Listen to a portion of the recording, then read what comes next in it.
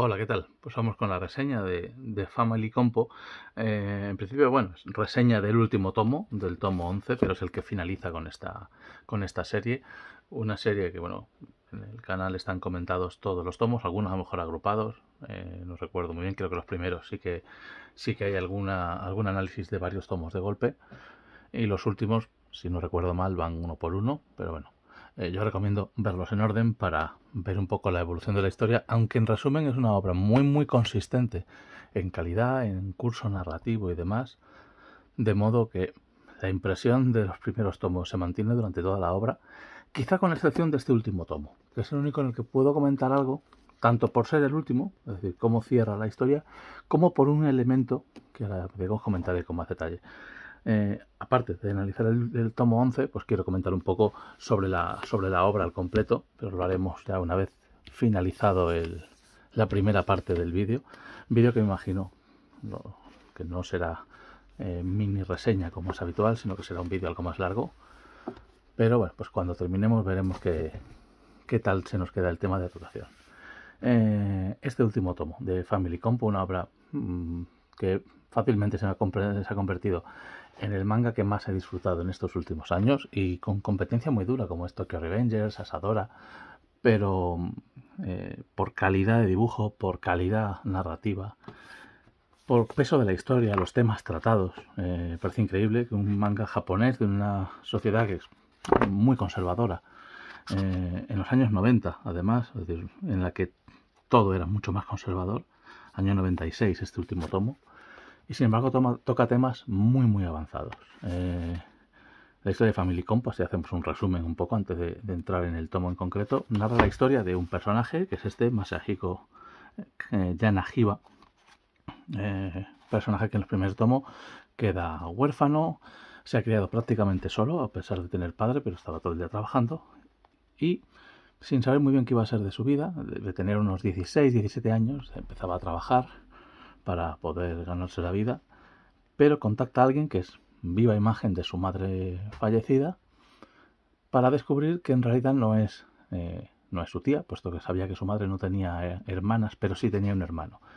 Y esa persona era su tío, que ha cambiado de sexo. A partir de ese momento, de descubrir que su tía era antiguamente su tío, que está casada con un hombre que también es transexual, era mujer,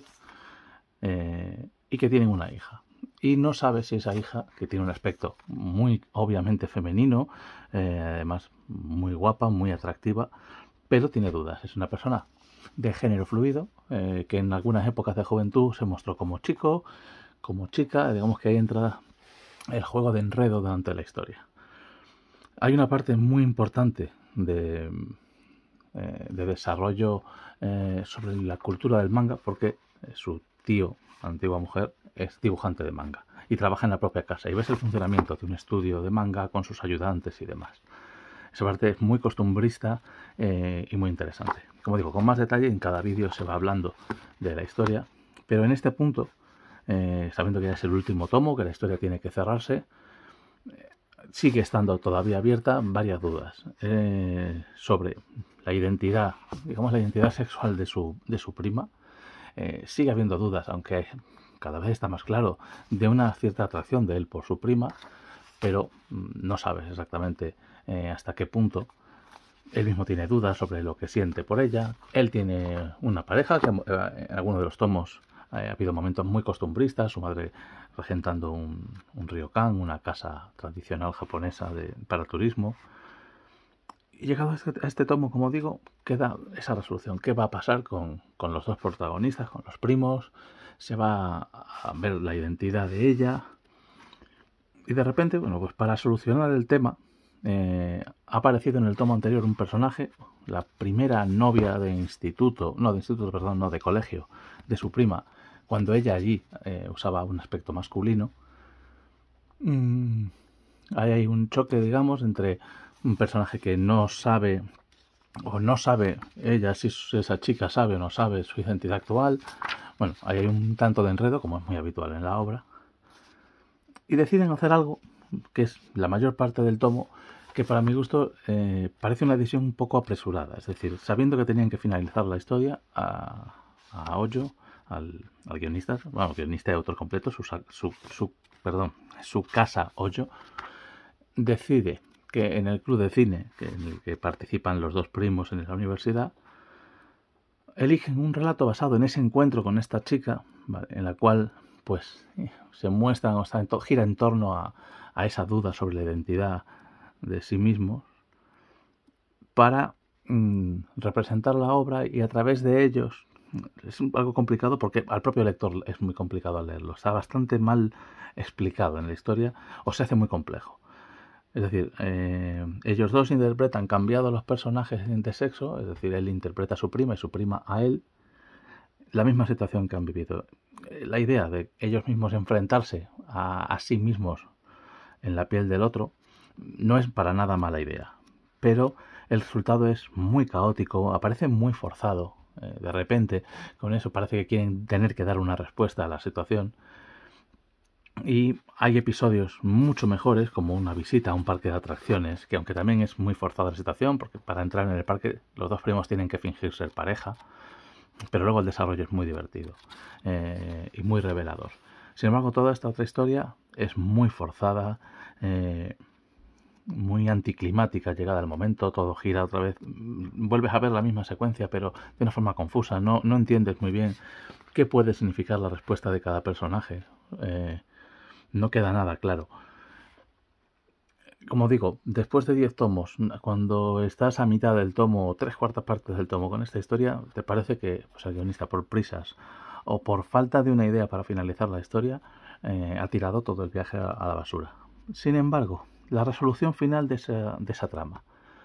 que es de repente muy rápida, muy definitoria, que conlleva a la resolución también de la trama del protagonista con su novia, que también es rápida, muy expeditiva, pero muy ajustada a lo que se viene explicando. Y por último, un encuentro final de los dos primos, todo llevados por el nacimiento de una sobrina del matrimonio de sus tíos. Ese final, ese encuentro familiar, conlleva, como digo, a un encuentro entre ellos, que lleva a un enfrentamiento final entre los dos y a la resolución de la duda que llevabas durante los 11 tomos sobre la identidad de la prima y sobre la relación real que hay entre ellos. No voy a contar cuál es la solución, obviamente, porque sería hacer spoiler a la trama completa. Decir que se contesta la pregunta y a la vez se deja un final suficientemente abierto como para que, sea cual sea mejor la posición que tú has tomado durante la historia, el final te pueda gustar y te guste mucho.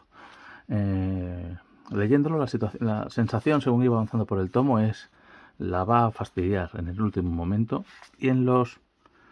dos últimos capítulos, despedida en Okutama y familia, digamos que Asagi contraataca, es el final de esa trama de la película que están rodando, que como digo es una trama fallida desde el episodio segundo hasta el antepenúltimo. Toda esta parte del tomo es totalmente fallida. Sin embargo, el final de este capítulo y estos dos últimos salvan por completo la obra, te dejan un buen gusto de lo que has leído, no te llega a defraudar, es complicado intentar explicarlo sin hacer spoilers de qué es el final o qué cuenta en el final, y no quiero contarlo porque creo que es una obra tan interesante que merece la pena que cada uno la lea. No te defrauda. Además, a la vista del recorrido por los tomos anteriores, que son muchos y muy variados, en cuanto a la cantidad de historias ofrecidas, como digo, porque la historia en lo demás es muy consistente, pues eso, no decepciona y te ofrece un final al nivel de lo que has leído hasta ese momento. Luego, pues, entrando ya en una valoración general de la obra, de los 11 tomos, lo que principalmente destaca en un primer acercamiento es el dibujo. Tsukasa Hoyo debe ser de los mejores dibujantes de manga que se pueden encontrar, o que se ha podido encontrar. Su otra obra, City Hunter, personaje que aparece en un homenaje, en uno de los números, ya ni me acuerdo en qué capítulo, pero aparece. El dibujo es totalmente coherente con el último, o sea, el primer tomo con el último. No hay una diferencia de calidad. Voy a ver si puedo enseñar un poco de cerca un dibujo de una página aleatoria del primer tomo con el dibujo de una página aleatoria del último tomo. Como digo, no hay ni gana ni pierde en calidad. Es decir, la calidad es máxima y perfecta en todos los 11 tomos. De forma que en ese sentido es una obra muy cerrada. Se empieza y se acaba con los mismos personajes, que son estos 4 elementos de la familia, que obviamente es lo que da sentido y lo que da título a la obra, a las relaciones familiares. Aunque se añaden varios personajes, son pocos y las historias quedan más o menos cerradas. Es un personaje que, bueno, se cierra de una forma un poco abierta, pero porque es un personaje que, al fin y al cabo, queda de alguna manera incorporado a la familia. En cuanto al argumento, ya lo he explicado, el tema de identidad de sexo, perdón, de identidad de género, de preferencia sexual, es un tema que se tocó de una forma muy minuciosa en Japón, aquí en los años 90, y que es algo que a día de hoy sigue estando de una forma totalmente candente y de actualidad. Me sorprende que, pese a que quizá algunos episodios tomen algunas cosas de una forma un tanto ligera, como puede ser algunos momentos de algunos directamente intentos de violación, pero son tomados de una forma no divertida, porque si aparece algo así siempre se ha tomado de forma negativa, pero sí sin darle una seriedad o un peso como se le daría ahora mismo. Pero obviamente hay que recordar que es una obra de carácter humorístico y escrita hace pues 30 años, más de 30 años, donde bueno, pues se le daba otro sentido, es decir, era algo negativo, pero que si aparecía, podía aparecer a veces como un castigo bienvenido a un personaje con intenciones malvadas, con lo cual obviamente no está bien narrado a día de hoy, pero en el contexto de época y demás, que es muy fácil ponerse porque obviamente la obra ocurre en la época en que se escribe, y no hay ningún momento en el que puedas dudar de que lo que está pasando sea a día de hoy. Sin embargo, todo lo demás que habla de identidad y de libertad sexual, de las presiones sociales, pues lamentablemente es algo que sigue totalmente candente a día de hoy, y de hecho es complicado encontrar una obra tan larga, tan relevante, que cuente estos temas de la misma forma y con la misma libertad que lo cuenta en esta obra.